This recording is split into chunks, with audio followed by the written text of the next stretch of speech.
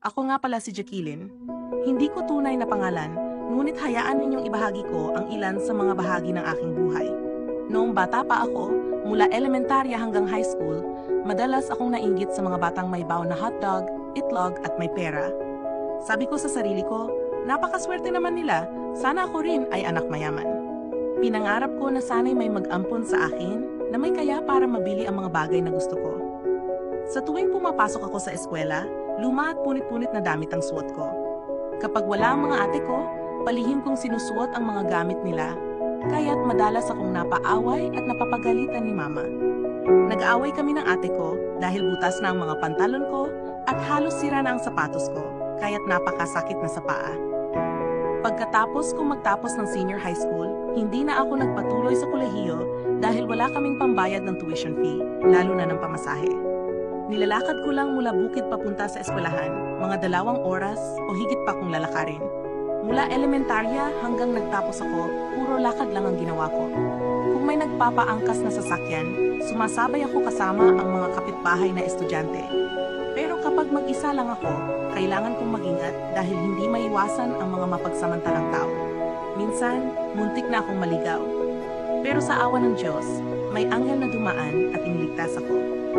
Nang makapagtrabaho ako, ang una kong binili ay damit, sapatos, pantalon at cellphone. Siyempre, hindi ko kinalimutan si mama at papa, pati na rin ang mga pamangkin at mga kapatid ko. Lahat sila ay tuwang-tuwa kapag umuwi ako kasi laging may pasalubong na dala. Sobrang saya sa pakiramdam na nakakapagpasaya ka ng mga mahal mo sa buhay, hindi ba? Lumipas ang 6 na taon, nag-aral ulit ako dahil sa libreng tuition sa probinsya namin. Nag-aral ako bilang isang IT student at nagkaroon ng part-time jobs para matulungan ang sarili. Unti-unti, nakakamit ko na ang mga pangarap ko.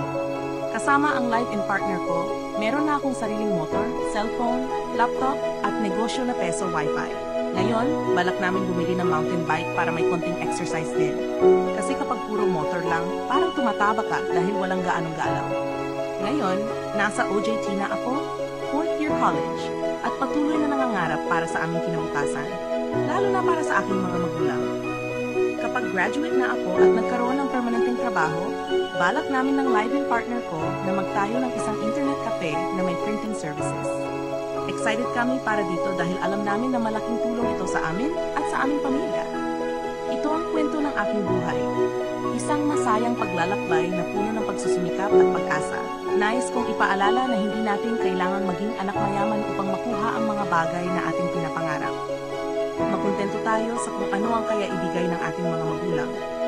Kahit mahirap ang buhay, hindi sila kailanman tumigil sa pagsuporta sa atin. Kaya't nararapat lang na magpasalamat tayo sa kanila. Hanggang dito na lang muna. Sana ay nagustuhan ninyo ang pakikinig sa aking kwento.